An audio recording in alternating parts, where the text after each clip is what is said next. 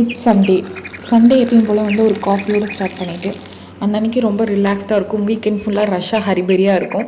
Sunday மட்டும் ரிலாக்ஸ்டாக enjoy பண்ணிட்டு ஒரு காஃபி குடிச்சிட்டு, அது மட்டும் இல்லாமல் அந்த அன்றைக்கி தான் ஒர்க் வந்து ரொம்பவே ஹெவியாக இருக்கும். வீக்கெண்டுக்கு தேவையான மீல் ப்ரிப்ரேஷன்ஸ் எல்லாமே பண்ணி வைக்கணும். மார்னிங் எந்திரிச்சதுமே ஃபஸ்ட்டு வேலையாக வந்து அந்த வீக் ஃபுல்லாக தேவைப்படுற மாவுக்கு வந்து மாவாட்டி வச்சாச்சு. எப்பயுமே 3 to 4 டேஸ் வந்து அந்த மாவை யூஸ் பண்ணிட்டு திரும்பியும் வந்து அரைக்கிற மாதிரி பிளானில் தான் எப்பயுமே இருக்கணும்.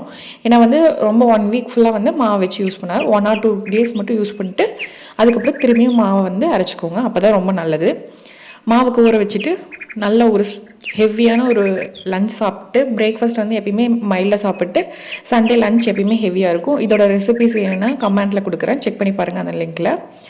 ஈவினிங் போல் அப்படியே ரிலாக்ஸ்டாக லஞ்ச் முடிச்சுட்டு ரிலாக்ஸ்டாக என்ஜாய் பண்ணிவிட்டு ஈவினிங் போல் வந்து வெஜிடபிள்ஸ் எல்லாம் வாங்கி வச்சிடலாம்.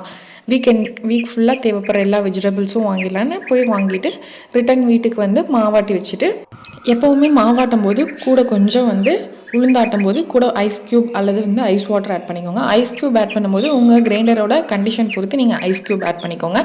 நல்லா ஐஸ் போட்டு அல்லது ஐஸ் வாட்டர் யூஸ் பண்ணி நீங்கள் மாவாட்டினீங்க அப்படின்னா நல்லா வந்து மாவு வந்து உளுந்து நல்ல பொது பொதுன்னு வரும். கண்டிப்பாக இதை ட்ரை பண்ணி பாருங்கள், ரொம்பவே யூஸ்ஃபுல்லாக இருக்கும்.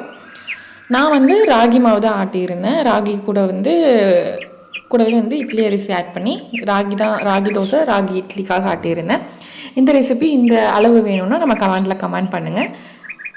அதுக்கப்புறம் மீல் ப்ரிப்பரேஷன்ஸ் எல்லாம் வந்து பண்ணி வச்சுட்டு ப்ரிப்பேர் என்னென்ன பண்ணணுமோ வந்து வீக்குக்கு ஃபுல்லாக வந்து தேவைப்படுற எல்லாமே பண்ணி வச்சுருந்தேன். இந்த மாதிரி உங்களுக்கு வீடியோ வேணும்னா நம்ம கமெண்ட் பண்ணுங்கள். தேங்க்யூ ஃபார் வாட்சிங். இது வரைக்கும் நம்ம சேனலை நீங்கள் சப்ஸ்கிரைப் பண்ணிங்கன்னா சப்ஸ்கிரைப் பண்ணிப்போங்க. லைக் அண்ட் கமெண்ட் பண்ணுங்கள். தேங்க்யூ.